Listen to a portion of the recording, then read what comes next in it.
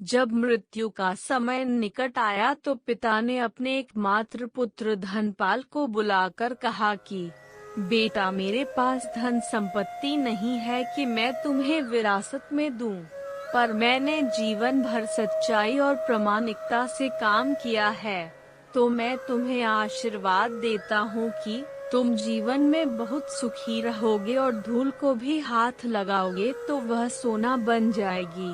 बेटे ने सिर झुकाकर पिताजी के पैर छुए।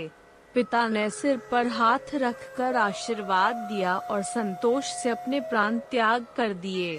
अब घर का खर्च बेटे धनपाल को संभालना था। उसने एक छोटी सी ठेला गाड़ी पर अपना व्यापार शुरू किया। धीरे धीरे व्यापार बढ़ने लगा। एक छोटी सी दुकान ले ली। व्यापार और बढ़ा। अब नगर के संपन्न लोगों में उसकी गिनती होने लगी।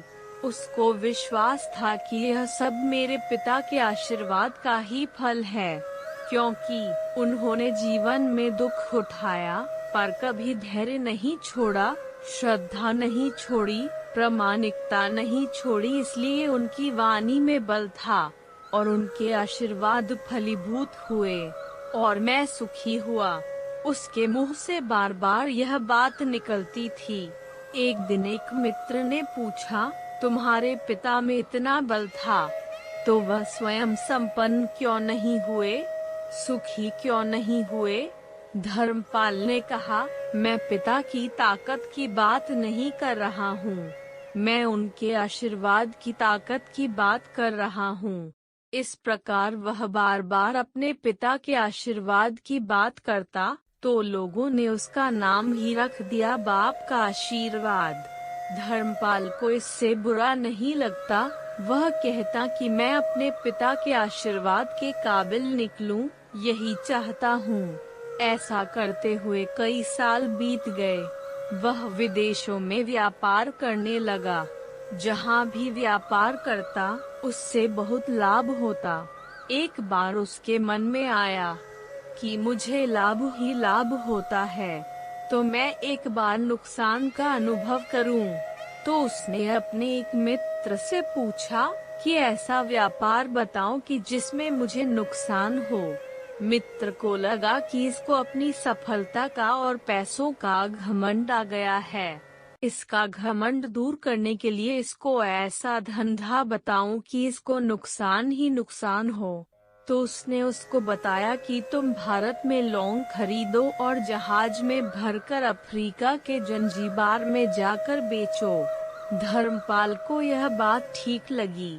जंजीबार तो लौंग का देश है।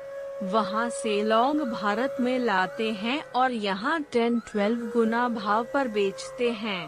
भारत में खरीद करके जंजीबार में बेचें तो साफ नुकसान सामने दिख रहा है।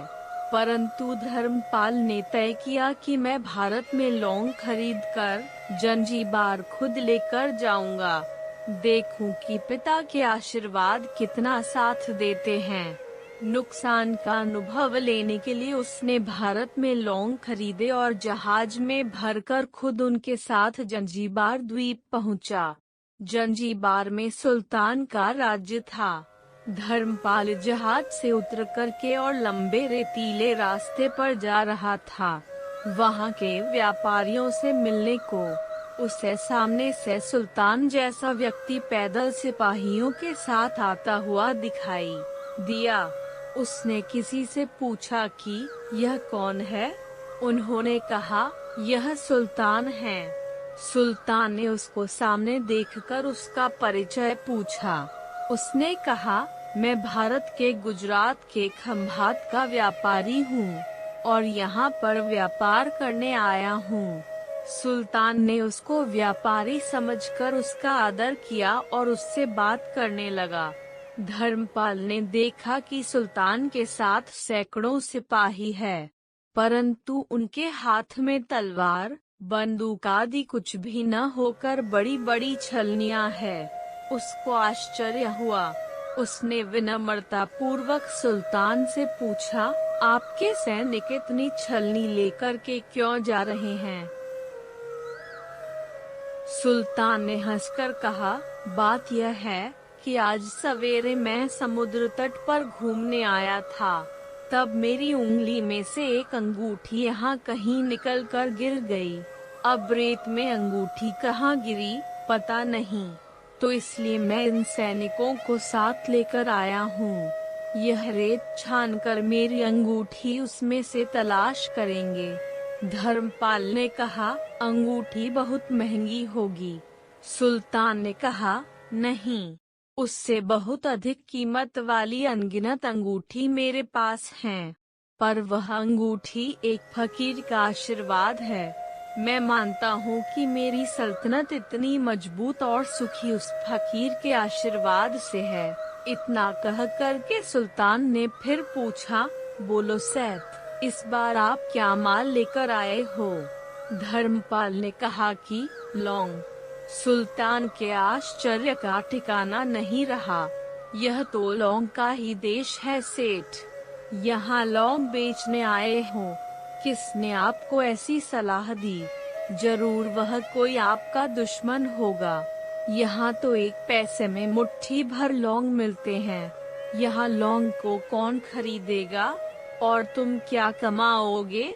धर्मपाल ने कहा, मुझे यही देखना है कि यहाँ भी मुनाफा होता है या नहीं। मेरे पिता के आशीर्वाद से आज तक मैंने जो धंधा किया उसमें मुनाफा ही मुनाफा हुआ। हूँ कि उनके आशीर्वाद यहाँ भी फलते हैं या नहीं। सुल्तान ने पूछा, पिता के आशीर्वाद, इसका क्या मतलब? धर्मपाल ने कहा, मेरे पिता सारे जीवन ईमानदारी और प्रामाणिकता से काम करते रहे, परंतु धन नहीं कमा सके। उन्होंने मरते समय मुझे भगवान का नाम लेकर मेरे सिर पर हाथ रखकर आशीर्वाद दिए थे कि तेरे हाथ में धूल भी सोना बन जाएगी। ऐसा बोलते बोलते धर्मपाल नीचे झुका और जमीन की रेत से एक मुट्ठी भरी और सम्राट सुल्तान के सामने मुट्ठी खोलकर उंगलियों के बीच में से रेत नीचे गिराई तो धर्मपाल और सुल्तान दोनों का आश्चर्य का पार नहीं रहा। उसके हाथ में एक हीरे जड़ित अंगूठी थी। यह वही सुल्तान की गुमी हुई अंगूठी थी। अंगूठी देखकर सुल्तान बहुत प्रसन्न हो गया। बोला, वाह खुदा, आपकी करामात का पार नहीं। आप पिता के आशीर्वाद को सच्चा करते हो। धर्मपाल ने कहा, फकीर के आशीर्वाद को भी वही परमात्मा सच्चा करता है। सुल्तान और खुश हुआ। धर्मपाल को गले लगाया और कहा, मांग सेठ, आज तू जो मांगेगा मैं दूंगा।